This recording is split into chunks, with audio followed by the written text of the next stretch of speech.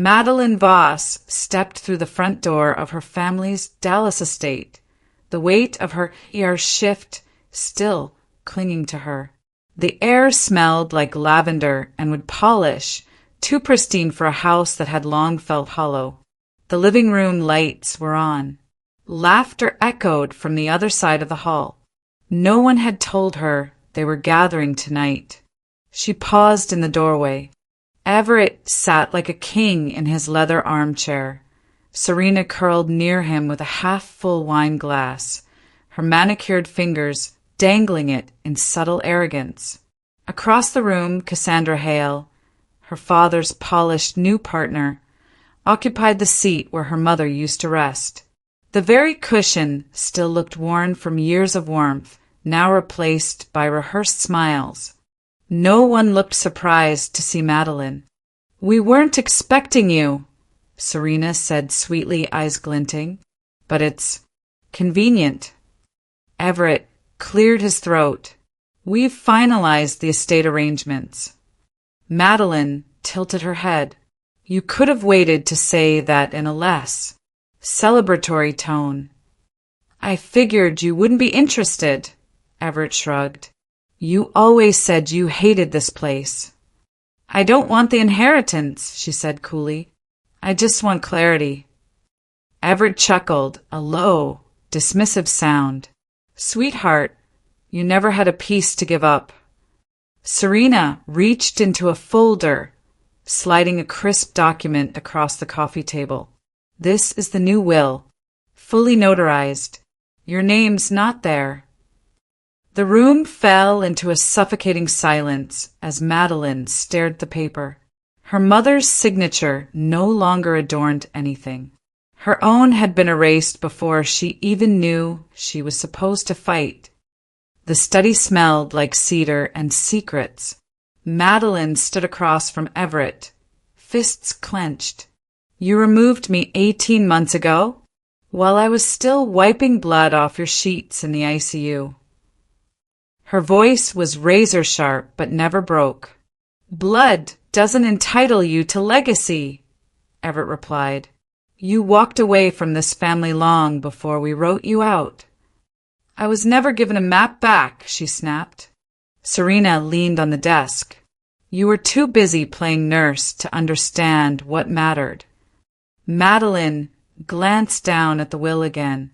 The date, just 8 days after her mother died. "I wasn't forgotten," she whispered to herself. "I was erased."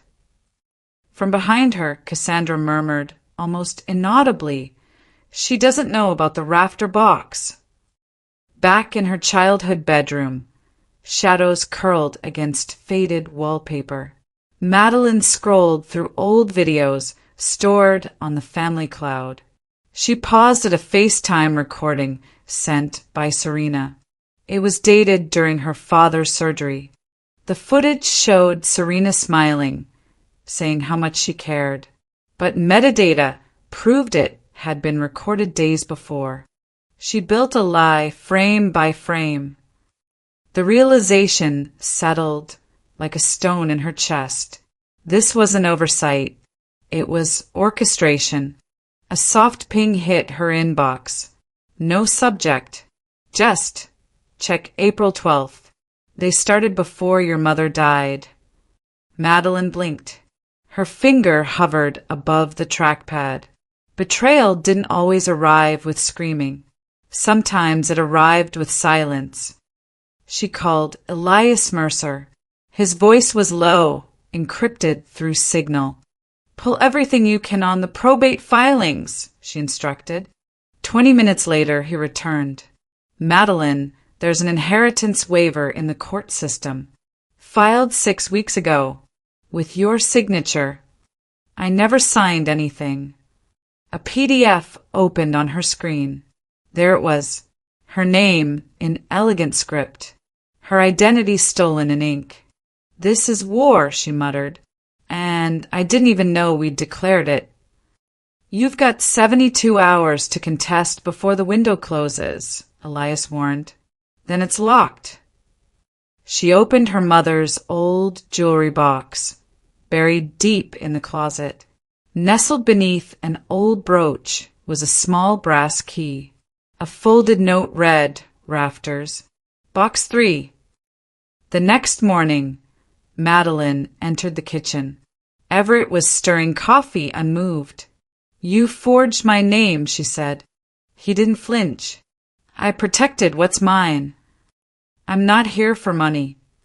Serena entered. "Of course you're not. You're here to play victim." Madelyn stepped forward. "I'm here for truth." Everett's jaw tightened. "I won't let you destroy what's been built." Serena shoved her. Madelyn's back hit the counter. She didn't recoil. She stood straight. "You taught me loyalty.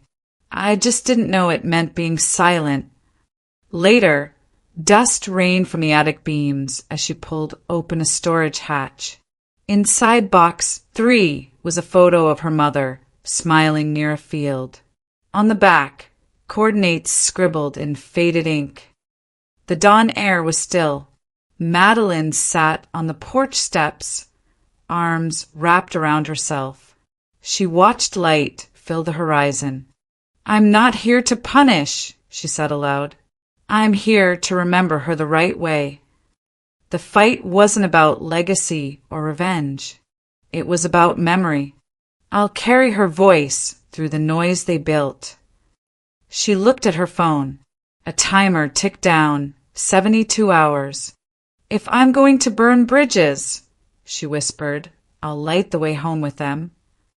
Madelyn's coffee sat untouched, growing cold next to her laptop as the county clerk's voice echoed over speakerphone. "You've got until Friday morning, 8:45 a.m., to file the formal contestation. After that, it's irreversible." Madelyn scribbled the timestamp onto a legal pad, eyes narrowed. The number stared back like a countdown to detonation. Elias's voice crackled in on the second line. "Once that will's finalized, not even God can reverse it. You understand?" She didn't blink. "I'm not fighting them in court. I'm dragging their lies into daylight." Her apartment buzzed with low tension. Files, envelopes, sticky notes, every inch mapped like a war room. "The law isn't about justice," she said quietly. "It's about who's loud enough to be heard." A ping. A legal threat slid into her inbox, bolded and underlined. Gag order warning. Immediate action if public statements made. Serena was already playing offense.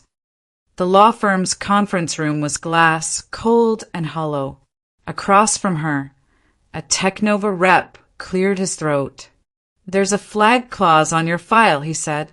"Non-compete. Filed under Lancaster Holdings. Under your name." Madelyn's brows furrowed. "That's not possible." "I wish it weren't." Back in her car, she FaceTimed Elias. "Find out who filed that clause." Minutes later, he sent screenshots. The form, filed 10 months ago, bore her name, and Serena's digital ID logged the upload.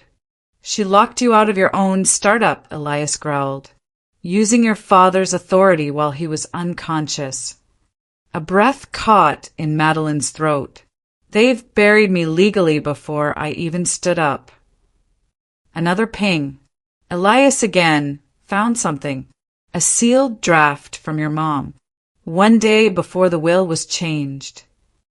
That night, Madelyn slipped into the Voss estate under cover of empty driveways and gala gowns. She crept through the study like a ghost. The air shifted. Cassandra stood in the doorway, not startled, not angry. "She trusted you," Cassandra said softly. "I didn't think it was fair." She opened her purse and handed over a sealed envelope. Inside, a handwritten letter, pages thin with age. Only half remained. "You're stronger than both of them, but never forget the password to." The page ended there. "They didn't just erase me, Madelyn whispered. They edited her. Elias messaged again. I found the other half, but you're not going to like where it leads. The vault in Fort Worth was silent, sterile. A different name on the register, her mother's maiden name. Madelyn's hands trembled as she turned the key. Inside, a ledger of assets, account numbers, a land deed, 20 acres, a list of names, familiar ones. A voice recording played. Her mother's voice, warm and tired. If you're hearing this, Madelyn, they planned everything.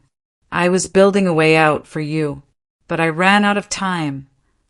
Tears welled up. She was preparing for war, and I never knew. Another message from Elias.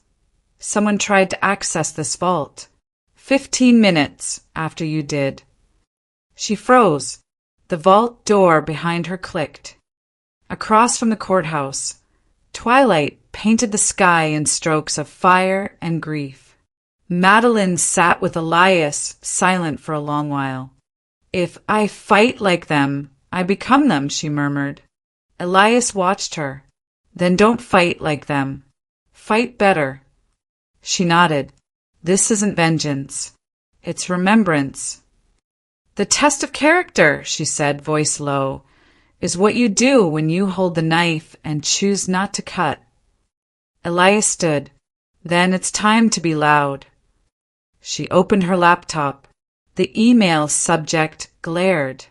To the Voss board and shareholders, a daughter's truth. The screen dimmed.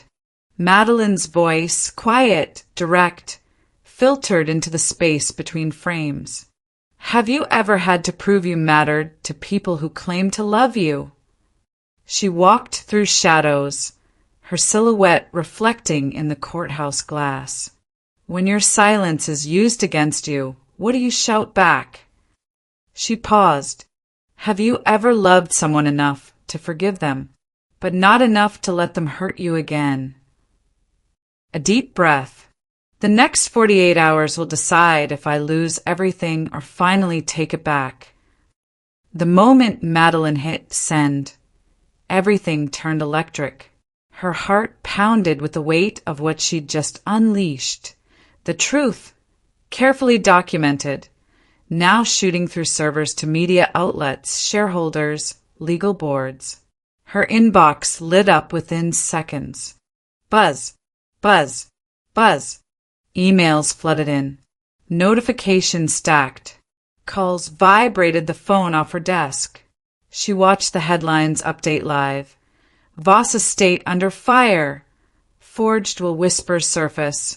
Heir apparent or erased daughter? She sat frozen for a breath, then picked up the framed family photo. Her fingertips grazed her mother's face. Mom, we start now. The phone rang. No caller ID. Static. Then silence. Speak. Click. They hung up. She stared at the screen. Game on. The hotel conference hall felt more like a courtroom. Lights dimmed. The board of directors lined the long table, their gazes unreadable. Shareholders whispered among themselves. Cameras rolled from the back wall. Madelyn stood tall behind the podium. Projected behind her was the letter, aged paper, her mother's handwriting unmistakable. My mother left this, dated 20 years ago, a letter that only now gets to speak. She cleared her throat. She wrote, "The blood I trust shall inherit. No matter the noise, the silence will guide you."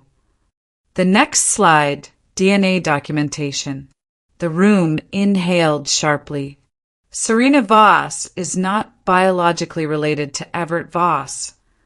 A beat passed, then gasps. Everett's face didn't twitch.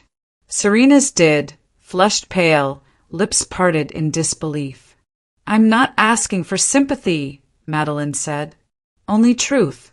This will, amended under false pretenses, is void. A red stamp flashed on the projection, invalidated. Voices rose. Shareholders demanded answers. Serena clutched the table, eyes wild. I didn't fight for dollars, Madelyn said. I fought for the memory of a woman you all forgot, my mother. From the back, a uniformed security guard began walking forward. No one knew if it was protection or removal. Madelyn paced in the law firm's waiting room as her phone rang again. You're reinstated, her lawyer said. The original trust clause stands. Serena's filings are fraudulent. All assets revert by statute. Down the hallway, Serena's legal team stormed out, red-faced, silent. Investors followed. Madelyn didn't smile. She just nodded. Later that morning, she uploaded a public statement. I am establishing a legal fund under my mother's name for caretakers, spouses, and children erased by power and money. Not out of revenge, out of remembrance. She closed the post with a final line, This isn't wealth. It's repair. An envelope slid through her mail slot, thick, aged, addressed in her mother's handwriting. To be opened if the estate is restored. Madelyn sat alone in the dimly lit living room. The house was quiet. No press. No lawyers. Just her and an old family picture. She called Elias. I'm not pressing charges, she said. This ends here. Are you sure? Yes. I want peace. Not their punishment. A memory floated up her mother's embrace. Hold your head high, even when they bury your name. She whispered now to no one, I'm not the villain they needed me to be. She unsealed the envelope. Her eyes narrowed as she read the first line. Weeks later, the world had moved on, but Madelyn hadn't forgotten. A quiet montage unfolded. Ribbon cutting for her foundation, handing a check to a caregiver, walking into a secured office now layered in encryption and new locks. Her voiceover accompanied each frame. Money builds walls. Truth heals scars. She closed her laptop, locked it, stepped outside. The sun rose soft over Dallas. She stood barefoot, breathing in deeply. She smiled just a little. They thought they buried the past, her voice whispered, but the truth was too alive.